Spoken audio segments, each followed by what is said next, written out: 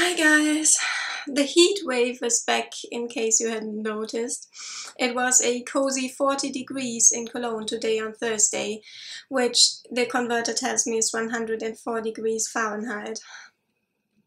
So, in order to make it easier for you as well as for me, I thought today I'd do a brief review of my favorite novel that is set in the Arctic. Like I mentioned in an earlier video about a cool book, I like to read books that are set in a cold climate in the summer as opposed to books that are set on a tropical island, for instance.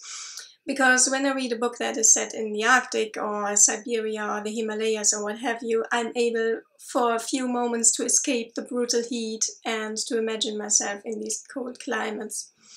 The book I want to talk about today is one of the many books that are called dark matter. This one by Paver.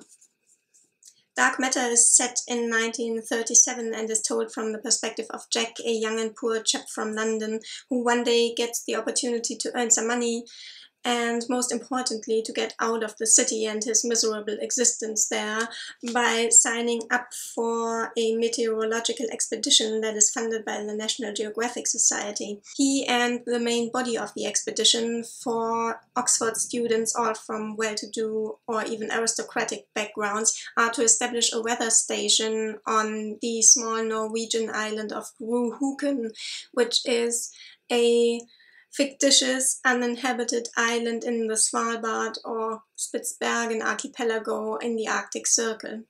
On their way there, two members of the expedition drop out, and in the end it is only Jack and two others who set up camp on the island in a small shack close to the sea, and they set up the weather station a good way inland.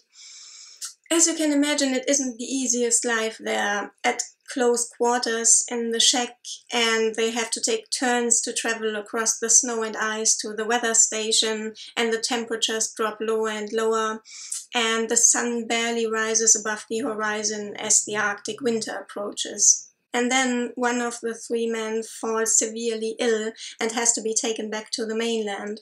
Jack, in an attempt to prove himself worthy and to impress his upper-class friend, volunteers to stay behind on the island by himself and monitor the weather station, because otherwise that would have been the end of the project.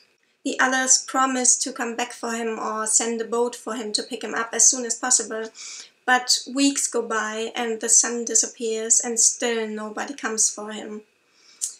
And then the Arctic winter begins in earnest, and that means not only bitter cold, but also complete and utter darkness. And Jack, who was from the beginning uneasy on the island, suddenly remembers all the tales that he has heard, horror stories about a local man who suffered a horrible injustice at the hand of other islanders and is forever haunting the island, seeking revenge. When the expedition first heard these stories, they all dismissed them as old wives' tales. But in the oppressive darkness and with nobody around to reassure him and to ground him in reality, Jack begins to hear and see things that aren't there. Or are they? This is a psychological thriller in the truest sense of the word. It is a depiction of a man's slow descent into psychosis. And it is also by far the spookiest read that I can remember reading as an adult. Although, to be fair, I haven't read that many spooky books or horror books as an adult. But in any case, after I read this one, I was afraid to turn off the lights because suddenly all the shadows were moving. It is also a very light and fast read if this is specifically what you are after this time of year. It does contain some serious undertones though, because class is a prominent theme in the book.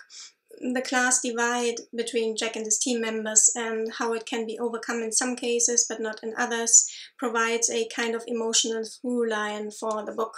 So it is on the one hand a very cozy, very spooky read, on the other hand it contains some social criticism, and that is a very good combination, I think. It is definitely a book to make you feel cold in this horrible heat. I hope that you're all well, and I will see you on the other side of the heat wave.